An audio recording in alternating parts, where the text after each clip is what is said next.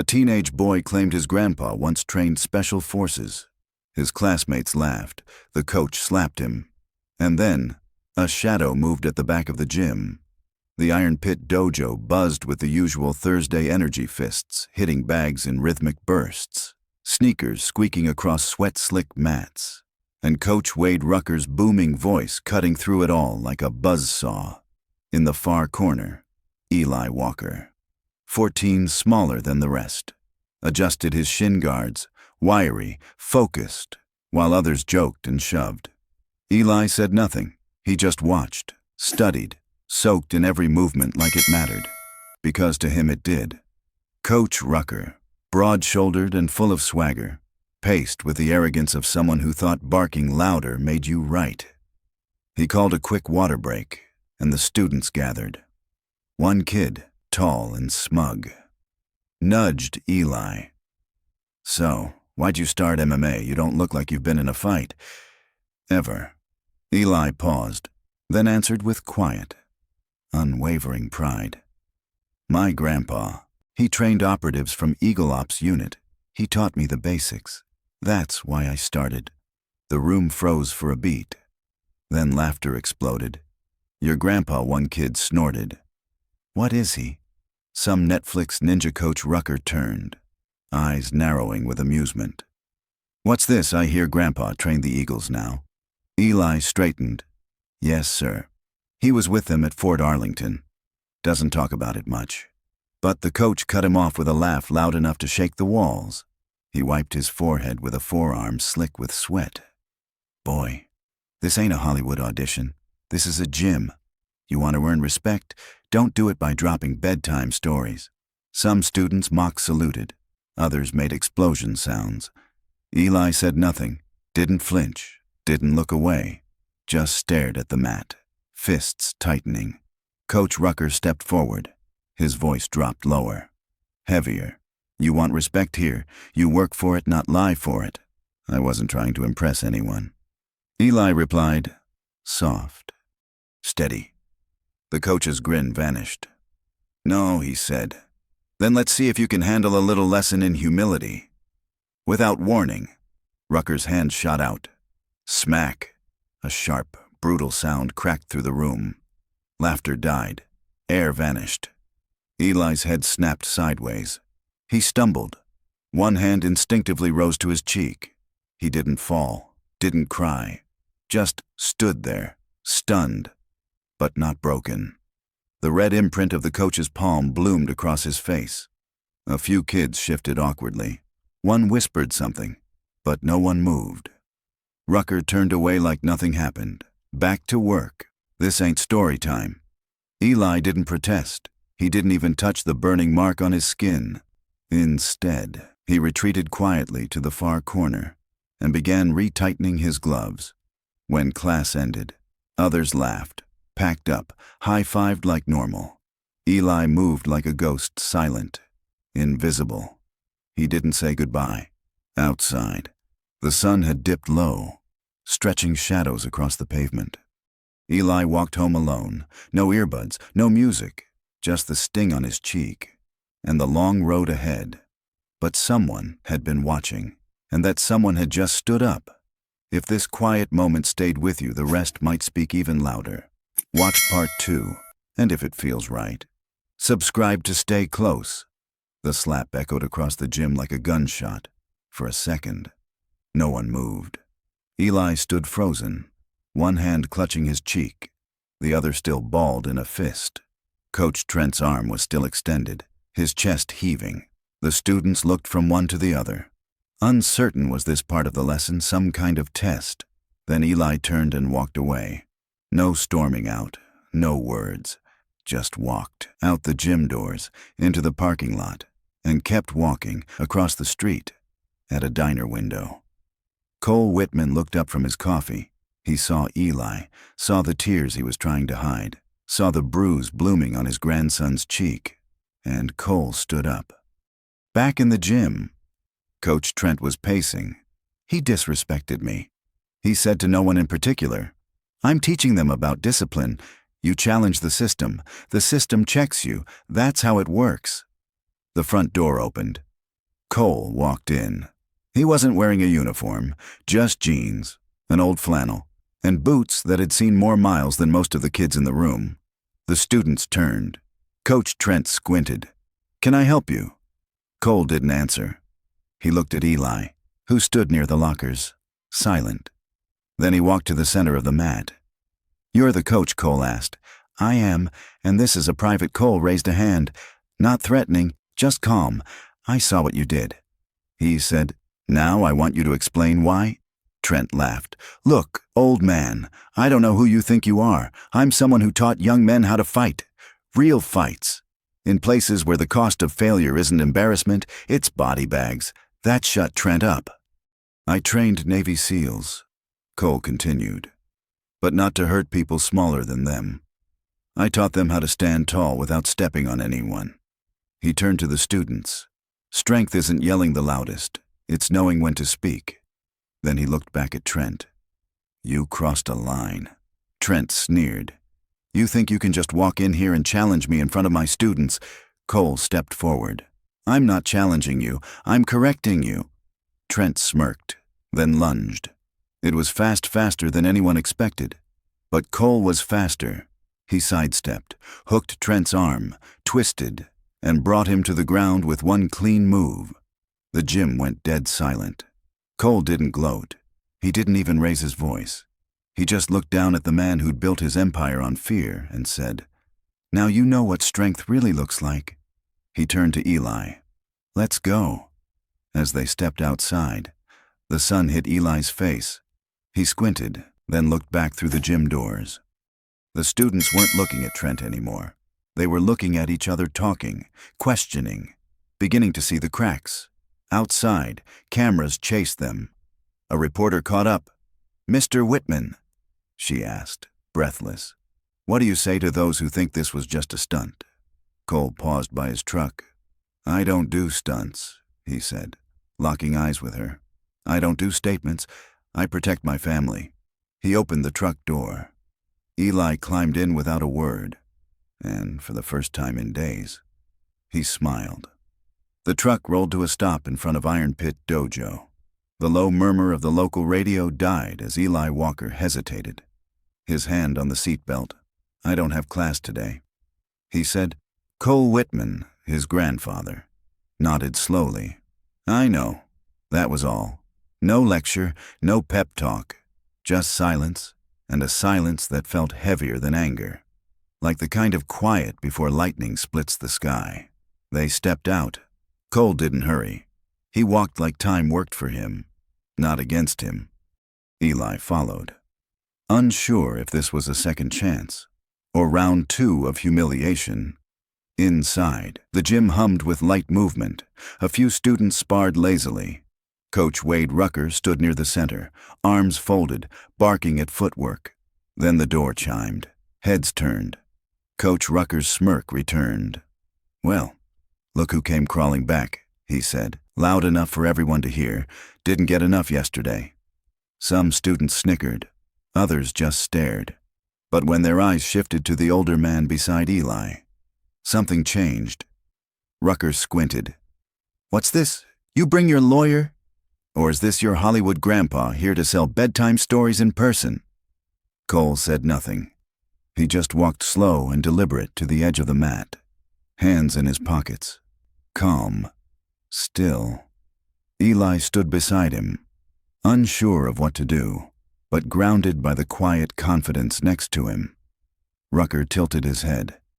"You here to file a complaint, or you just plan on standing there judging?" Cole finally spoke. Voice low, steady. "I'm just here to observe. But if you're done running your mouth, I may have a few thoughts." It wasn't loud, it wasn't threatening, but it hit the room like a snap of cable under pressure. A few students stopped sparring. One took a quiet step closer. Rucker scoffed. "This is my gym. Old man, I don't need some geezer spouting fortune cookie wisdom." Cole looked around at the scuffed mats, the stale smell of sweat and pride, the nervous kids watching from the edges. "I've been in a lot of gyms," he said. "Some build fighters, others just make noise." Rucker stepped forward. "You got something to say it." Cole turned to Eli. Warm up. Same stretches we practiced by the river. Eli blinked. Me, a nod. Just once. No more words needed. Eli obeyed. Slowly. Unsure what was happening but trusting the man beside him. Rucker watched for a moment, then turned back. What are you trying to prove? Cole tilted his head. I'm not here to prove anything. That's your addiction, not mine. Rucker's face tightened. You think you're better than me, like I don't know what I'm doing. Cole's voice sharpened just enough. I think you hit a kid for telling the truth, then bragged about it. The room froze again. Rucker raised his arms. You want a shot? Come take it. Cole walked to the edge of the mat, then paused, slowly. He reached into his back pocket and pulled out something old. A worn Eagle Ops medallion, faded, edged in silver, initials stitched in the corner. He held it up, quietly. This used to mean something. He said, still does, but not because of me. Because of the kid you mocked yesterday. The room changed. Not a word from Rucker, not a joke from the kids, just eyes locked on the patch, and a question no one dared say aloud. Then Cole turned to Eli. We'll talk after. Go finish what you started. He didn't explain. He didn't raise his voice. But for the first time since Eli walked into that gym, no one laughed. He didn't shout. He stood. If that meant something to you. Watch part 4. And subscribe if you're still listening. Phones slipped from pockets pretending to check messages, but all hovering over record. Coach Wade Rucker laughed, hollow and sharp. Cole Whitman. Come on, that guy's probably off in the woods polishing trophies. Cole tilted his head. Calm. I don't polish trophies. He said, I build character, or at least, I try. Rucker's smirk twisted. If you're really him, prove it. Cole didn't raise his voice. I'm not here to prove anything. But if you keep disrespecting my grandson, I'll gladly show you why you should have kept your hands to yourself. The gym tensed. A few students stepped back. Rucker cracked his knuckles. You want to dance? Old man, let's go. Cole took off his cap, folded it, placed it gently on the bench, then walked onto the mat. No stance, no talk, just stillness. Rucker bounced on his toes. Hope your Medicare covers this. No reply. Then he lunged. What followed lasted seconds. Cole slipped under the punch like water around a rock, pivoted, swept Rucker's leg clean. Before he hit the mat, Cole locked his arm controlled, decisive. Rucker grunted, face pinned to the mat, wide-eyed, humiliated. Cole let go. Rucker gasped. You got lucky. No, Cole said. Stepping back, you got arrogant. The gym went silent. One student dropped his phone. Even that was loud. Eli stood near the wall, watching, a little taller in his shoes. Cole turned to the room. This isn't about showing off. He said, it's about knowing when to stand and when to kneel, not because someone forces you, but because you honor something greater than yourself. He looked to Rucker, still clutching his wrist. I didn't come here to embarrass you, but you made a boy feel small for telling the truth. That's not coaching. That's cowardice. No answer. Cole scanned the room. You want to be fighters, then learn to protect the ones who can't fight yet. The door creaked. A woman with a press badge peeked in. A camera crew followed. Cole didn't turn. He dusted off his cap and walked to Eli. Come on, he said. We're not done yet. Outside. Cameras were already rolling. A 30-second clip had gone viral. Old man drops MMA coach for hitting grandson. Cole walked past it all like it didn't matter. Back inside. The students were still frozen. Someone whispered, It really is him. Another, he barely touched coach. A reporter caught up, Mr. Whitman. Is it true this man assaulted your grandson yesterday? Cole paused just long enough to glance at her mic. This story isn't about me. It's about what happens when people confuse power with permission. He walked to the front desk. Behind it, a framed certificate. Certified Master Instructor, National Combat Federation. Cole picked it up, flipped it over. You forged this, or did someone help you lie? Rucker growled. It's real. Cole nodded. Then you won't mind if I check. Silence. Then Ava Ramirez raised her hand. He said we had to pay extra if we didn't bring in new students. Another student I paid $450 last month just to keep my spot. Eli nodded. They said I'd be suspended if I didn't recruit. Cole sighed. This isn't just a slap. This is theft disguised as mentorship. He turned to the cameras. There's your headline. A man with no honor built a business by preying on kids and used fear to keep them quiet. Rucker stepped forward. You just ruined everything I built. Cole's voice didn't rise. You ruined it. The day you hit a child for telling the truth. The video spread faster than anyone expected. By the time Cole and Eli reached home, it had already passed 10,000 views by nightfall. Local stations were looping it between weather and traffic reports. On social media, the clip of Cole's takedown, his quiet words, and the moment he handed the Trident coin to Eli were going viral. But Cole didn't check his phone, didn't read the comments, didn't refresh for likes. He sat on the porch with a cup of tea, watching dusk roll over the hills. Eli sat beside him, the coin still clutched in his hand, inside the gym. The fallout had already begun. Parents were calling, screenshots were surfacing payments, private messages from Coach Trent, silent videos of him yelling and mocking. By morning, a news van parked in front of the gym, doors locked, windows dark. No one answered. That afternoon, Cole returned, not to gloat, not to speak, just to see. He stood across the street, arms folded. A few teens gathered by the entrance. Some held gym bags, others just held questions. They didn't want to quit. They just didn't know what to do next. Cole didn't approach. He waited. Then, the same girl who had spoken up in the gym stepped forward. She crossed the street and stood in front of him. We want to keep training, she said, but we don't want to be lied to anymore. Cole looked her in the eye, then said, softly, don't follow anyone who needs you to be afraid of them, to feel strong. She nodded.